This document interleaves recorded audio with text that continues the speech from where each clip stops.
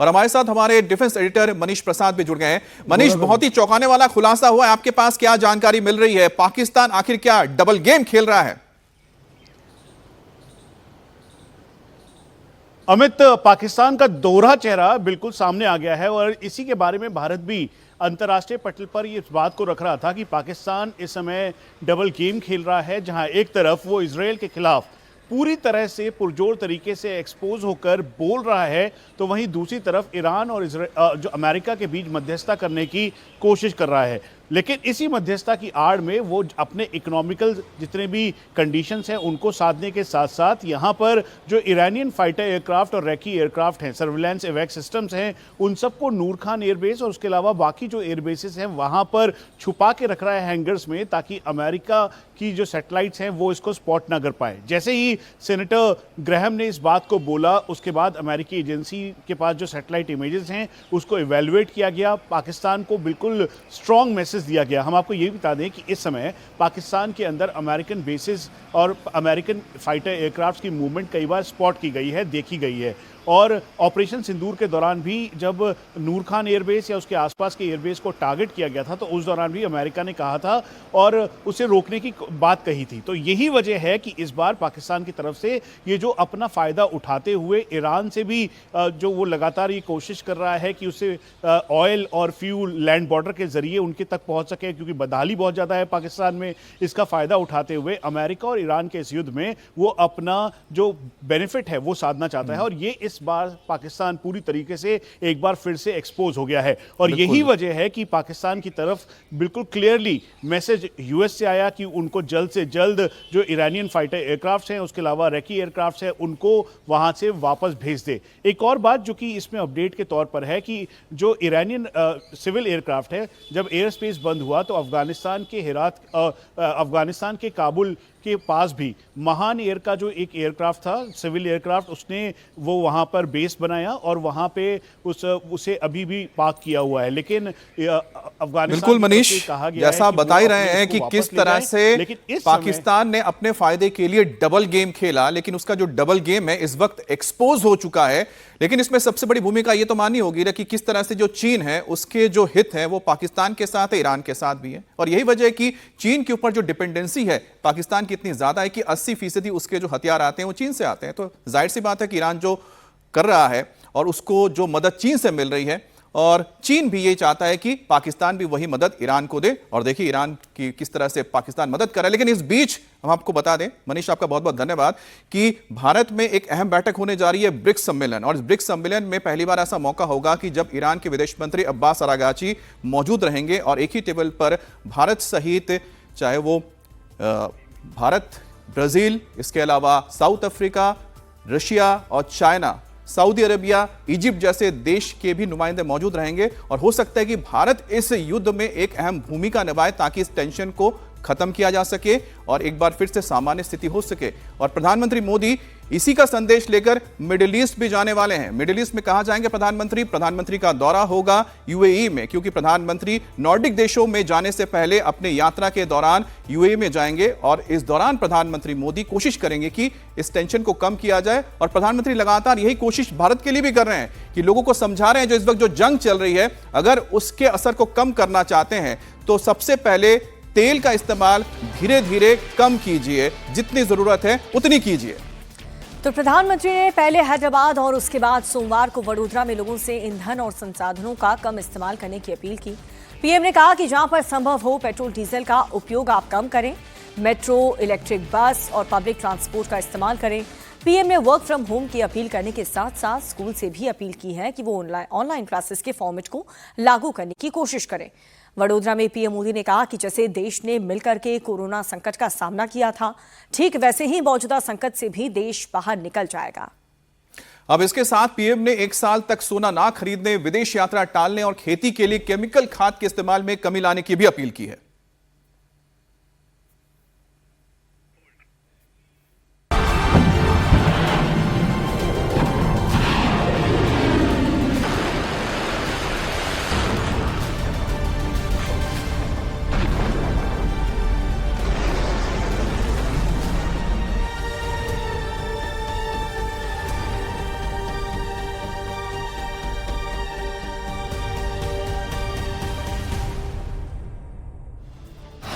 24 घंटे में पीएम मोदी की दूसरी बार अपील।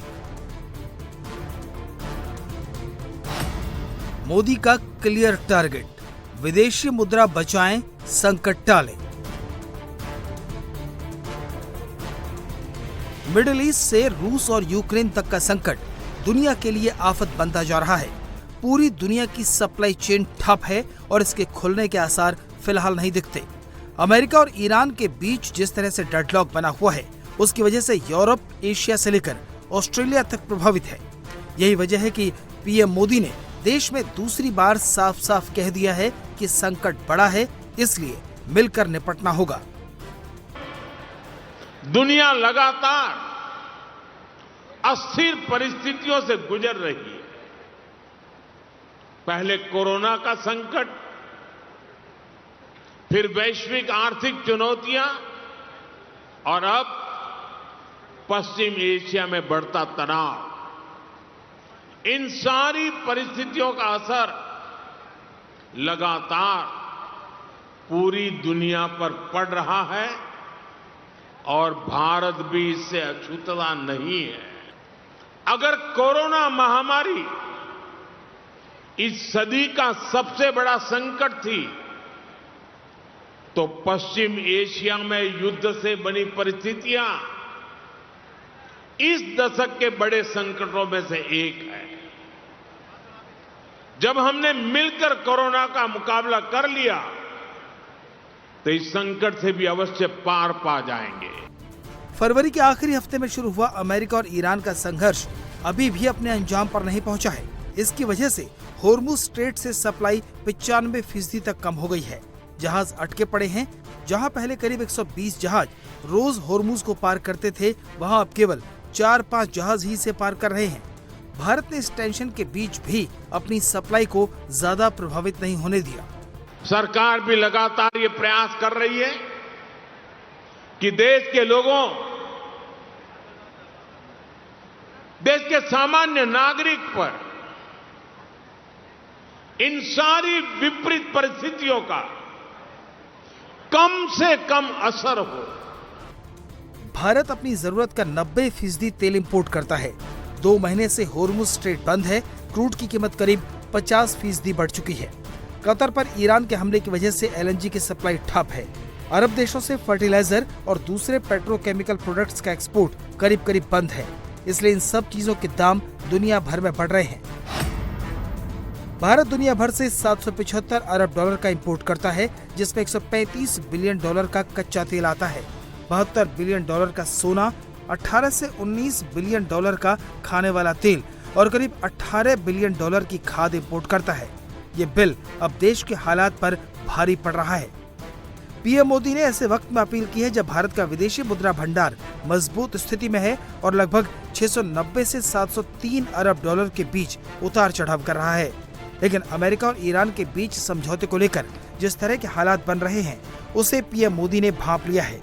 इसलिए देश को तैयार किया जा रहा है। मेरी देश के हर नागरिक से अपील है, जहां संभव हो पेट्रोल डीजल का उपयोग कम करें। मेट्रो का उपयोग करें, इलेक्ट्रिक बस और पब्लिक ट्रांसपोर्ट का अधिक इस्तेमाल करें। यह जरूरी है कि सरकारी और प्राइवेट दोनों ही दफ्तरों में वर्चुअल मीटिंग्स और वर्क फ्रॉम होम को प्राथमिकता दी जाए। मैं कुछ स्कूलों से भी आग्रह करूंगा कि कुछ समय के लिए ऑनलाइन क्लासेज की व्यवस्था पर काम करें। खाने के तेल पर भी देश की बड़ी विदेशी मुद्रा खर्च होती है।